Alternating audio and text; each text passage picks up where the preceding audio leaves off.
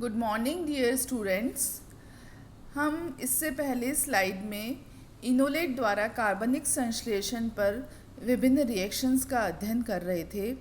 उसी क्रम में आज मैं आपको मेलोनिक एस्टर या डाई इथाइल मेलोनेट के बारे में डिस्कस करेंगे। उसकी प्रिपरेशन क्या होती है, उसके वो किस तरह से अन्य कंपाउंड के सिंथेसिस में काम में आता है। जैसा कि आप ये स्ट्रक्चर देखकर आपको पता चल रहा है कि इसमें एक्टिव मिथिलीन ग्रुप है, जो CH2 ग्रुप बीच में प्रेजेंट है। उसके दोनों हाइड्रोजन एक्टिव मिथिलीन है, मतलब कि it is easily replaceable by the sodium ion और वॉट एवर द सॉल्ट। तो इसी तरह से हम इसका सोडियम सॉल्ट का निर्माण करते हैं, जो आगे अन्य प्रिपरेशन में काम में आता है। सबसे पहले हम इसके प्रिपरेशन के बारे में बात करेंगे कि डाईइथाइल मेलोनेट का निर्माण एसिटिक एसिड के द्वारा किया जा सकता है।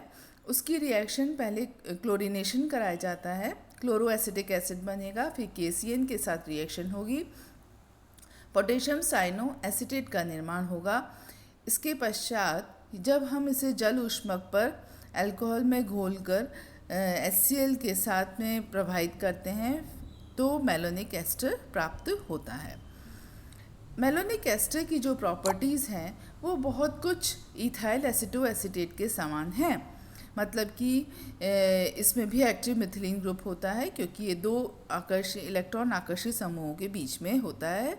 अतः ये सक्रिय है, परंतु ये उसकी तुलना में कम क्रियाशील है। इसमें भी कीटो इनॉल टॉटोमेरिज्म पाई जाती है, परंतु इसमें इनॉल की मात्रा कम होती है, क्योंकि जो इसका एस्टर में दुर्बल सक्रियता प्रभाव होता है। आपके एस्टर में इसमें इथाइल समूह आ रहा है और इसमें दुर्बल सक्रियता प्रभाव as compare two ethyl एसिटो acetate.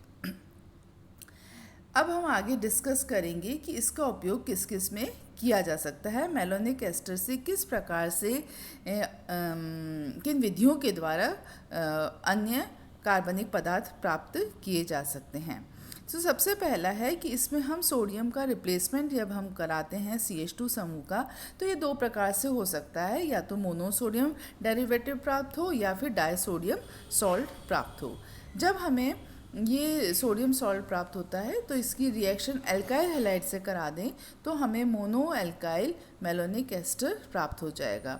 Again, या तो हम रिएक्शन को यहीं समाप्त कर लें यदि हमें इसकी आवश्यकता है, और यदि नहीं तो हम इससे सब्स्टिट्यूटेड मेलोनिक एसिड भी प्राप्त कर सकते हैं। यदि हम मोनो एल्काइल मेलोनिक एस्टर का हम क्या कराएंगे, हाइड्रोलिसिस कराएंगे, तो हमें ये प्राप्त हो जाएगा।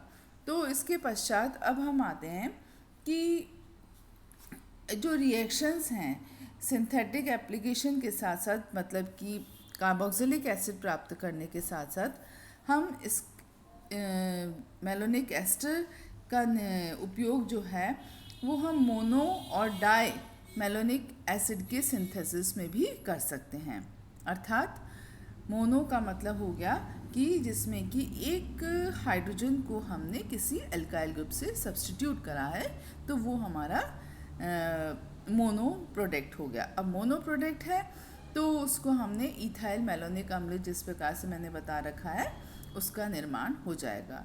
इसी प्रकार से डाई इथाइल मेलोनिक एसिड के लिए हमें 2 मॉलिक्यूल्स ऑफ सोडियम इथॉक्साइड लेंगे और साथ ही में 2 मॉलिक्यूल्स ऑफ मिथाइल आयोडाइड का उपयोग किया जाएगा। तो उनके द्वारा सबसे पहले सोडियम प्रोडक्ट बनेगा और उसके बाद में उसका CH3 से रिप्लेसमेंट हो जाएगा, तो डाईइथाइल मेलोनिक एसिड बन जाएगा। अब हम बात करते हैं कि ये हमने डाईइथाइल कंपाउंड बना लिया और मोनो बना लिया। इसी तरह से आइसोब्यूटारिक एसिड के लिए भी हम इसका उपयोग कर सकते हैं। इसमें आपने देख रहे हैं रिएक्शन के अंदर मेलोनिक एस्टर का पहले सोडियम सॉल्ट प्राप्त किया, डाइसोडियम सॉल्ट, उसके बाद में इसमें इथाइल C2H5COH के 2 मॉलिक्यूल निकल गए, तो उससे हमारे पास में डाइकार्बोक्सिलिक एसिड प्राप्त हो गया और फिर रिमूवल ऑफ CO2 होने से आइसोब्यूटारिक एसिड प्राप्त हो गया। तो आप को एग्ज़ाम में किसी भी तरह की रिएक्शन यदि सिंथेसिस पूछा जाता है तो आप उस सिंथेसिस के अनुसार आप उसमें रिएक्शन लिख सकते हैं कि किस प्रकार से हम इसे प्राप्त कर सकते हैं। सबसे पहले आप सोडियम लवण बना लो, सोडियम लवण के बाद में उसकी आगे की रिएक्शन को प्रोसीड कर लो।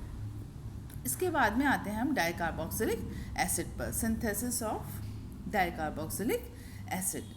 इसके अंतर्गत जो है हम सक्सिनिक एसिड का निर्माण किस प्रकार से किया जा सकता है। तो सक्सिनिक एसिड को रिएक्शन के लिए हमें two molecules of melanic ester है जो कि सोडियम लवण है उसकी रिएक्शन आयोडीन के साथ कराते हैं तो हमें क्रमशः जो है टेट्रा एस्टर मतलब कि 4 एस्टर ग्रुप उपस्थित होते हैं वो प्राप्त होते हैं जिनका हाइड्रोलिसिस किया जाता है तो हमें 2 कार्बन एटम के ऊपर डाई कार्बोक्सिलिक एसिड प्राप्त होता है।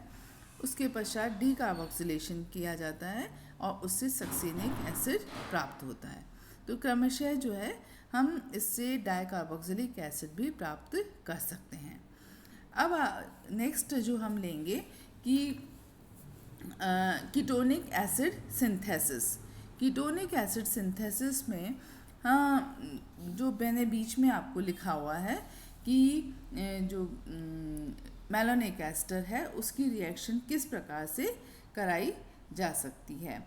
तो इसमें हमने पहले सोडियम इथॉक्साइड के साथ रिएक्शन कराई, फिर second in the presence of CH3CuCl तो CH3 ग्रुप जो है वो उसमें सब्सटीट्यूट हो जाएगा, एसिटाइल ग्रुप सब्सटीट्यूट हो जाएगा। इसी प्रकार से यदि हम हाइड्रोक्साइल अमीन के साथ यदि हम नाइट्रस एसिड के साथ में, पहले हम नाइट्रस एसिड का एग्जांपल लें, नाइट्रस एसिड के साथ में यदि रिएक्शन कराते हैं और फिर उसका रिडक्शन करते हैं, फिर फर्दर एसिटिक एनाइड्राइड के साथ रिएक्शन होता है तो हमें एमिनो एसिड्स प्राप्त होते हैं।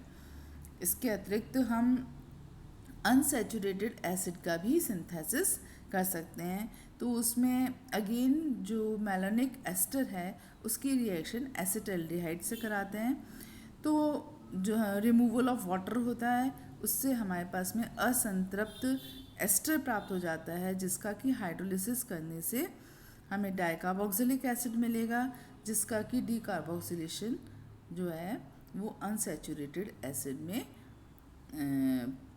प्रोडक्ट बनाता है, जैसे कि 2-ब्यूटेनोइक एसिड जो है वो सिंथेसाइज किया गया है। तो इस प्रकार से आपने देखा कि जो मेलानिक एस्टर है चाहे इथाइल एसिटोएसिटेट है दोनों ही वेरी यूज़फुल ऑर्गेनिक कंपाउंड्स हैं जिनका कि आगे सिंथेसिस में उपयोग किया जाता है।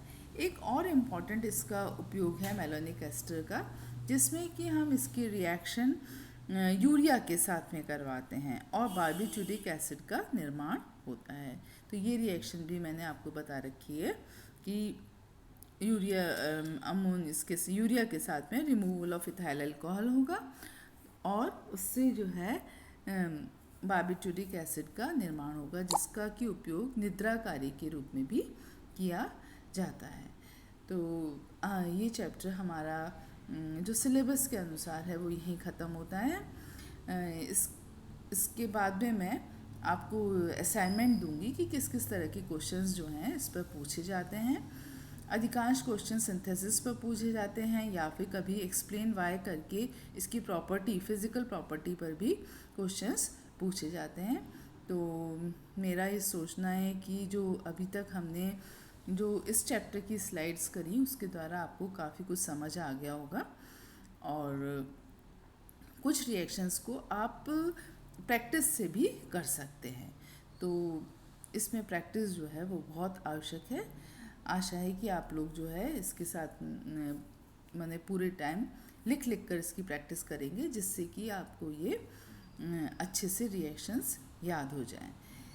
तो ये चैप्टर आपका यहीं ख़त्म हो गया। इसके बाद में जो हम नेक्स्ट चैप्टर लेंगे वो है हीट्रोसाइक्लिक केमिस्ट्री। ठीक है, तो हीट्रोसाइक्लिक केमिस्ट्री आपकी पूरी यूनिट होती है। उस यूनिट में आपका A to Z मतलब ऑक्सीजन वाले, नाइट्रोजन और सल्फ़र तीनों तरह के हेटेरोसाइकिल्स जो हैं वो हेटेरोसाइक्लिक कंपाउंड आपके सिलेबस में हैं और उस यूनिट में से 2 क्वेश्चंस आपसे पूछे जाएंगे।